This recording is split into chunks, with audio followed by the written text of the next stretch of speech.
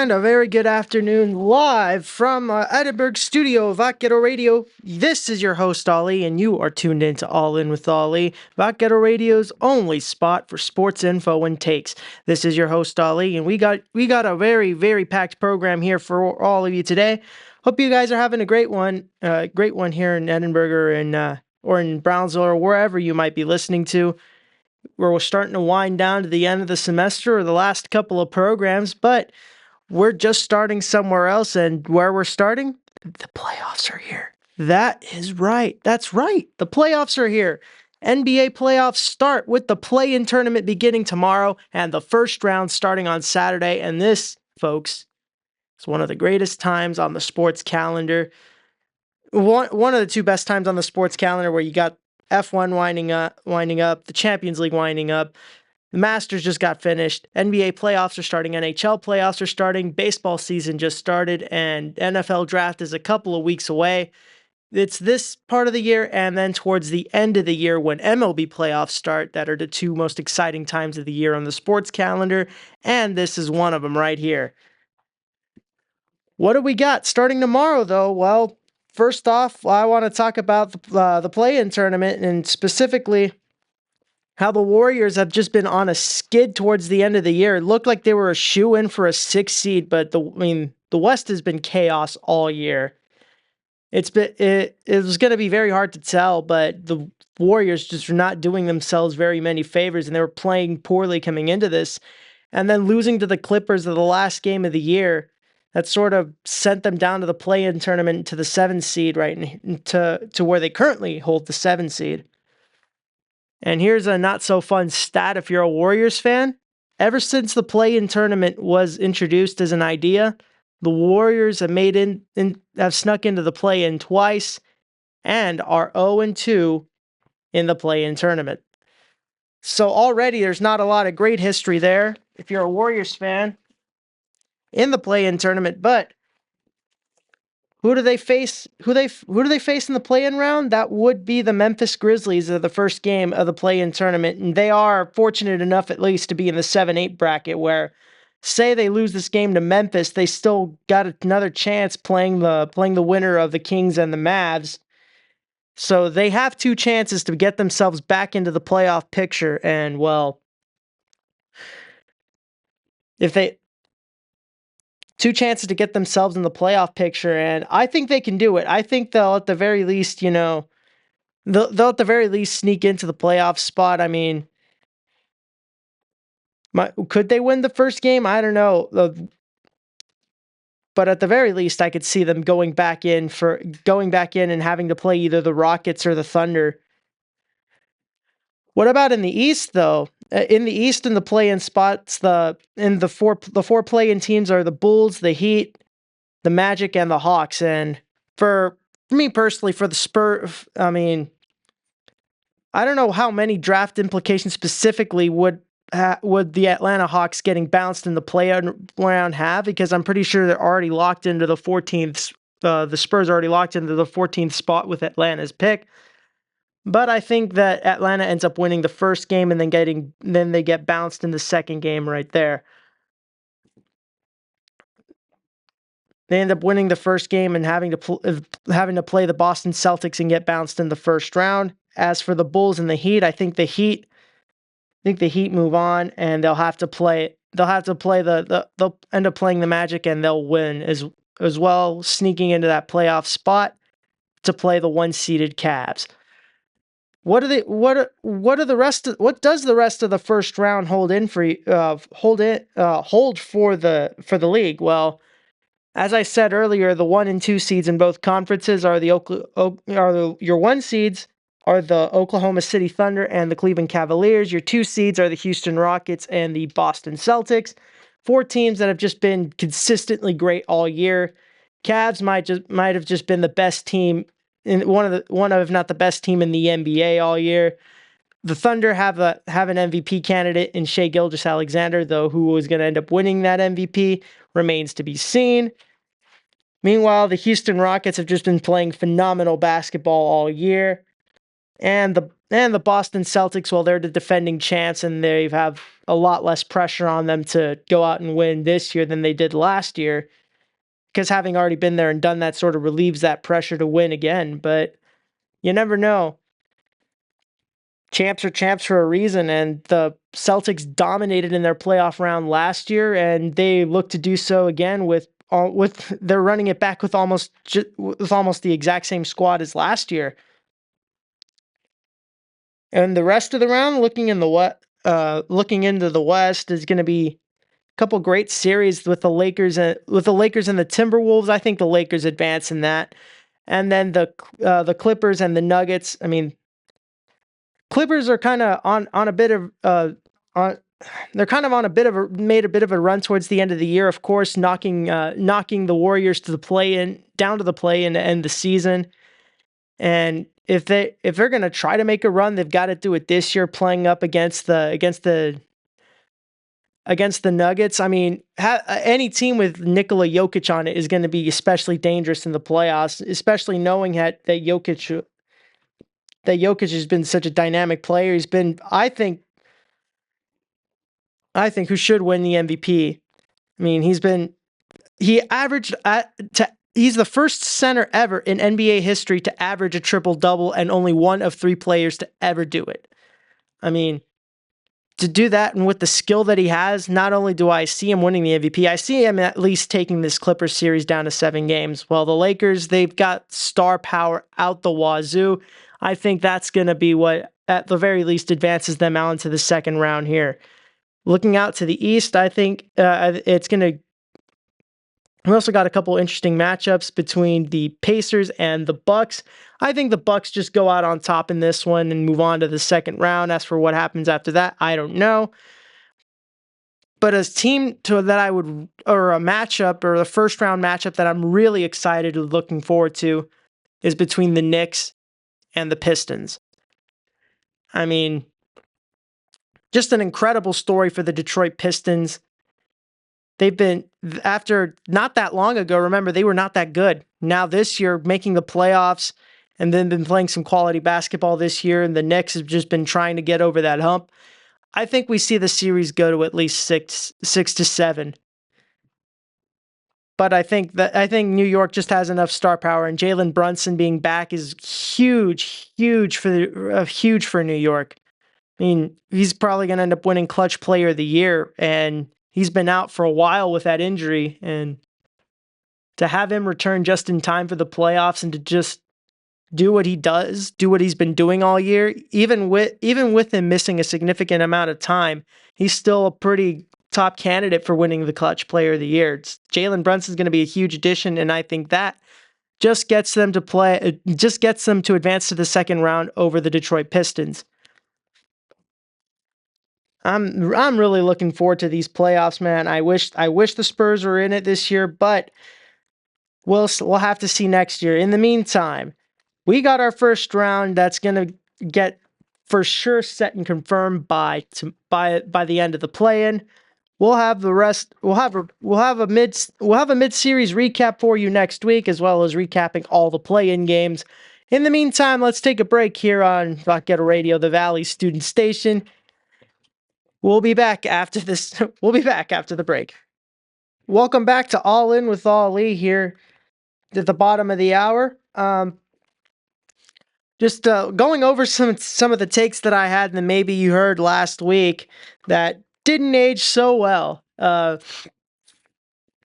And I said, I said on the show last week that if this doesn't age well, then, holding you for it. And here I am, just taking the second segment, starting off by eating a little bit of crow here. First off, what I said about the national championship game between Houston and Florida, I thought that because of how well that Houston played when they were down against Duke, that if it was going to come down to a one possession game, that Houston was gonna win it if it came down to that. Turns out Houston caved, and they blew a double-digit lead in the second half of that game. And I mean, I thought Houston was going to be the more physical team in this, but by the end, they were just completely exhausted and tired. And I mean, Houston will be back. There's no doubt about it. Houston will be back. They're a great program, and Kelvin Sampson's done an incredible job there. But this was just Florida's year, and I was surprised by the way that Houston played down the stretch. They didn't play their best basketball. They didn't play like how I thought they were going to end up playing. But hey, congrats to Florida for making my Houston take age pretty poorly. Another take that aged poorly was about the Champions League. Me thinking that, well, it's going to be 2-3 or 3-2. It wasn't close at all. I mean, Declan Rice said is probably. I mean, I don't know if he's a fan of the show or not. He probably doesn't listen to Vaquero Radio, but if he does, that would be great. Anyway, heard that and said, you know what? There's going to be no way that what you said is about to be correct. As then Madrid finished that game down 3-0 on aggregate heading into the second leg.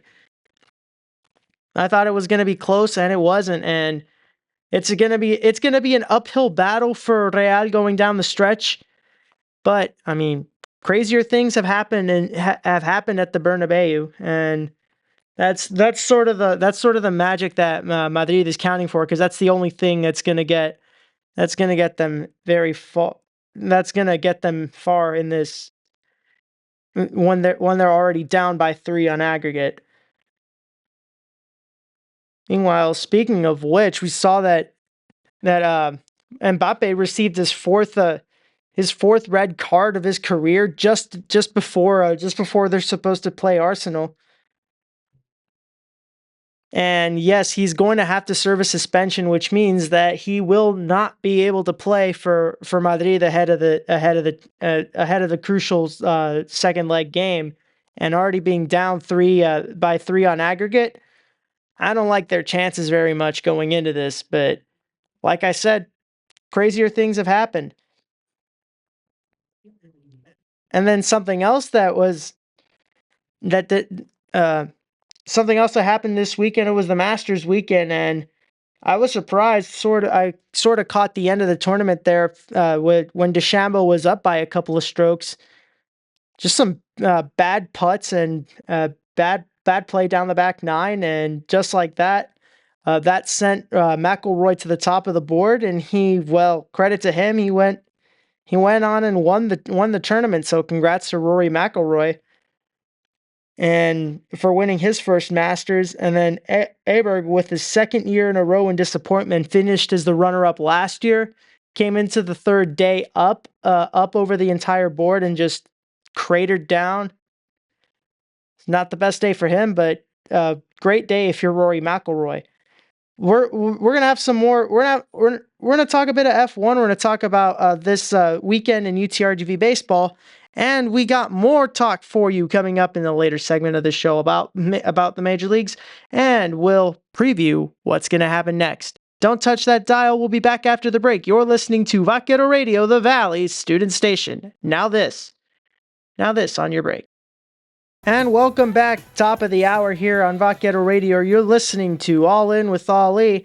Let's continue the discussion and let's keep this on a roll. Let's start this segment here with a bit of F1, which definitely was not the reason why I picked a chain to close the break with, but the Bahrain Grand Prix took place over last weekend, and what a showing for Oscar Piastri to not only start the race on pole, but to go ahead and win it. I mean,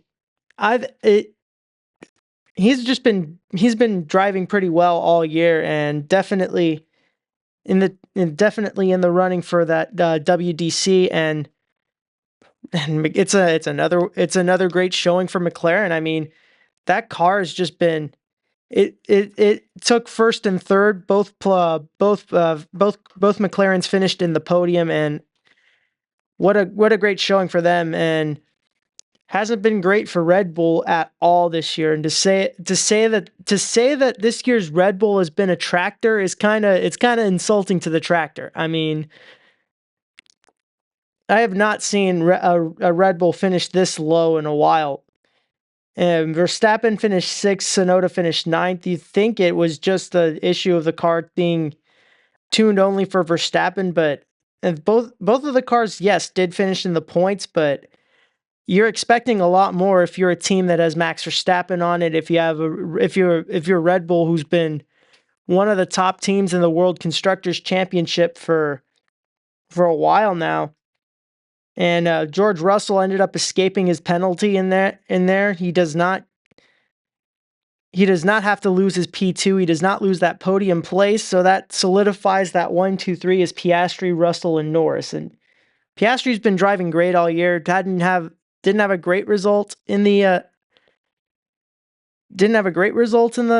in his home Grand Prix at the start of the year, but he had a great showing here, and McLaren's just been red hot to start the season. Let's just say that. Let's take a look and run through how that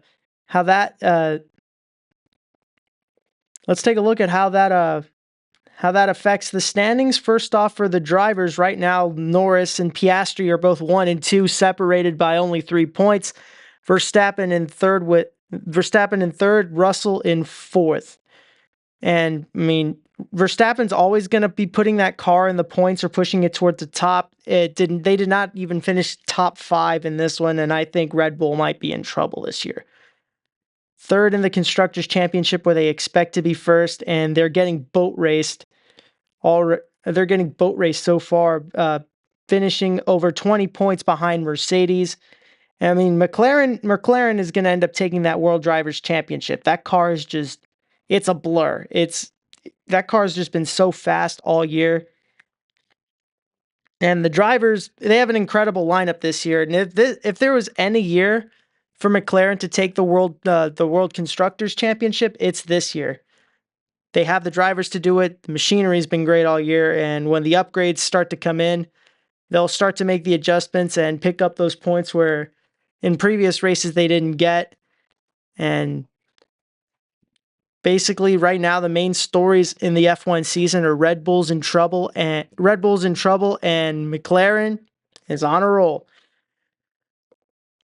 Let's go on. UTRGV Baseball just swept Stephen F. Austin for a conference sweep, and they're not the only team that swept their conference series this weekend. And the top of the Southland looks tough. I mean, it's not just UTRGV coming off of a series sweep. Southern Louisiana, McNeese, and Lamar are also coming off of conference sweeps. Those represent 4 of the 5 top teams in the conference as of right now. UTRGV is 16-5 in conference play, and they are in second place with McNeese, Southeastern, and HCU tied all for that first place spot, setting up a very crucial conference series. Very important series of conference matchups throughout the weekend. These are teams that are, well, between UTRGV, Lamar, Houston Christian, Southeastern, and McNeese. Only 2 of those teams will get to host. These are the top 2 seeds that are going to get to host a regional in the Southland Conference tournament, and of course UTRGV wants to be the host, wants to host at least one game in this tournament. And if they do, I mean, that atmosphere is going to be just incredible here. They've had great crowds all year. They just broke the program record for most. They just broke the program record for for highest attendance in a single game on Saturday. And then, well, they played well. The offense did what they came to do. And yesterday, the pitching was just allow 2 runs in 7 innings in a mercy rule win, or 3 runs rather in a mercy rule win. We're gonna have to see down the stretch how the Southland Conference shapes up. I mean, I really like UTRGV to go at least finish in the top 2. Right now, this upcoming conference series is very crucial for a lot of teams, especially those vying at the top for top postseason top spot. And this one's going to be a 3-game series that's going to start on Thursday against Southern Louisiana, which is, again, one of the other top teams that are not only coming off Southeastern's coming off. Not only are they coming off of a sweep, but they are also in the running for a top spot, being 14-4 and tied for first. So this is going to be a clash of the Titans starting Thursday at 6 o'clock. We'll recap that series for you next week and bring you what implications this has on potential playoff seeding down the line in the Southland Conference. You're listening to Vaquero Radio, the Valley student station. Don't touch that dial. We'll be back right after the break. And we're back on All In with Ollie here in the close to the middle of the hour here towards the end of the show.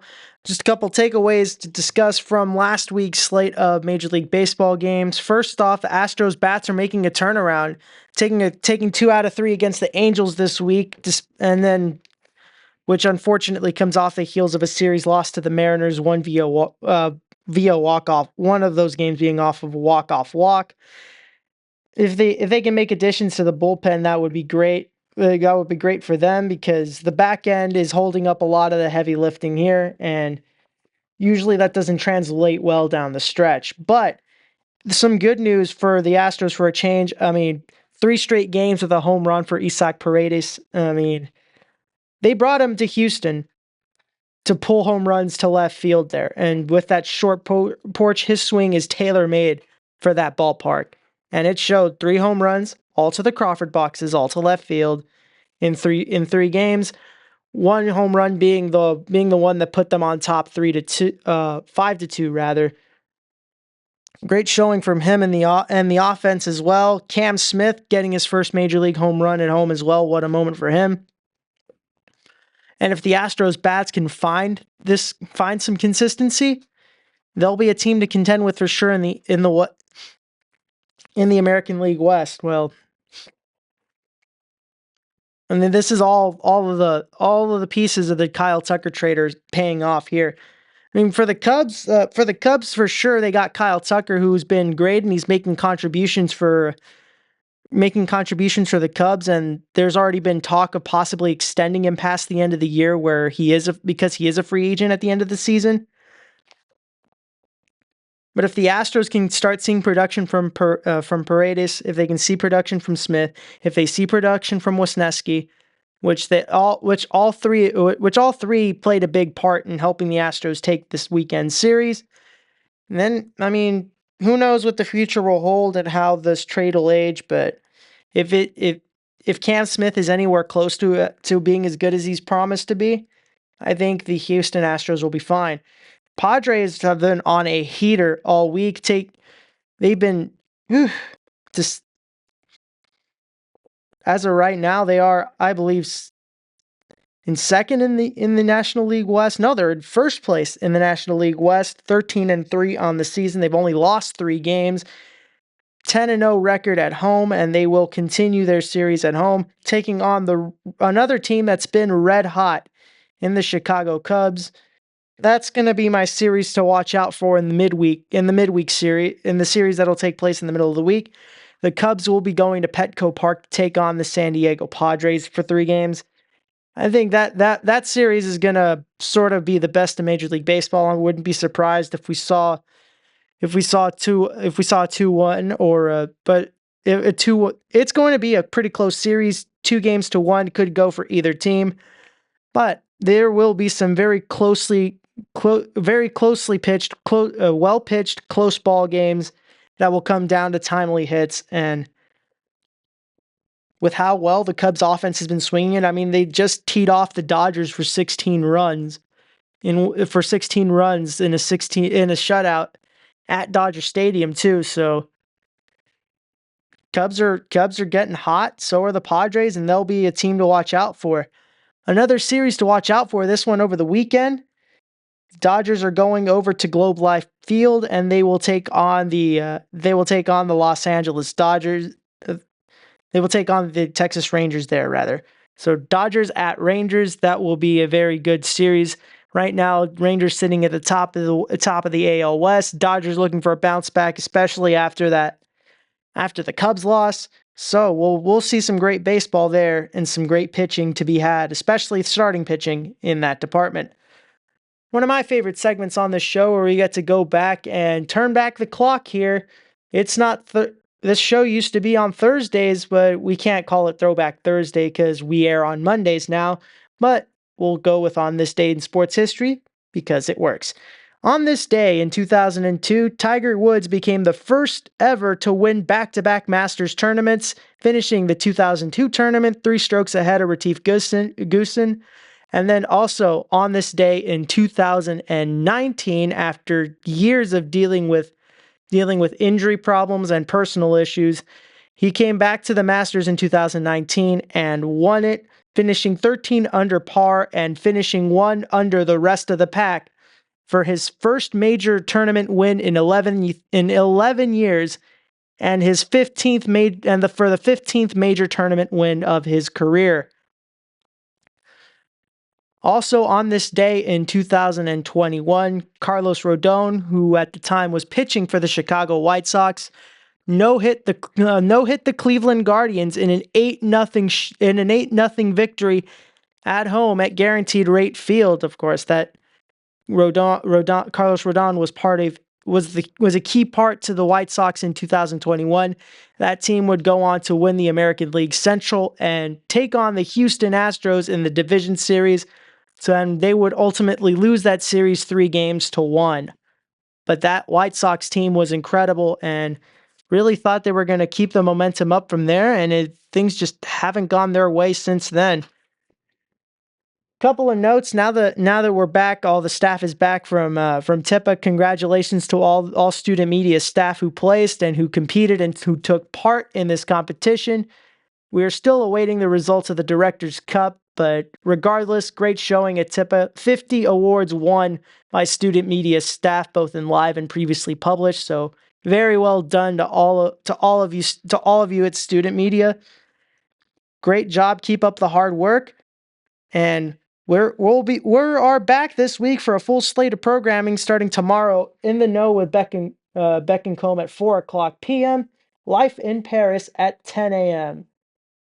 on Wednesday. If you missed our newscast today, don't worry. We'll have it back for you on Wednesday with a Vaquero Radio newscast taking place at 11 and Coffee Noise at 1 p.m. Thursday, as always, a full slate of programming, 10 a.m. library talk and everything else. At 11:30, RGV Community Health, Vaquero Insider at 1 p.m. And on Friday, the longest running program in this station's history, will be airing at noon on Fridays now, as our own, as you enter the office hour with our very own DJ Doc V. That's going to wrap it up for us here at All In with Ali. Thank you so much for tuning in. We'll have a lot for you next week. Recap of the next leg of the Champions League. We'll have some recap of the play-in tournament as well. We'll certainly be bringing discussions of the NBA playoffs as well. Whatever's next in the world of baseball and whatever comes next for the UTRGV baseball team, and as well a preview to the NFL draft. That's going to do it for us here at All In with Ali. Be sure to tune in next week for all that I just mentioned and for more. Thank you so much for tuning in. You stay classy, UTRGV, and have a great rest of your day.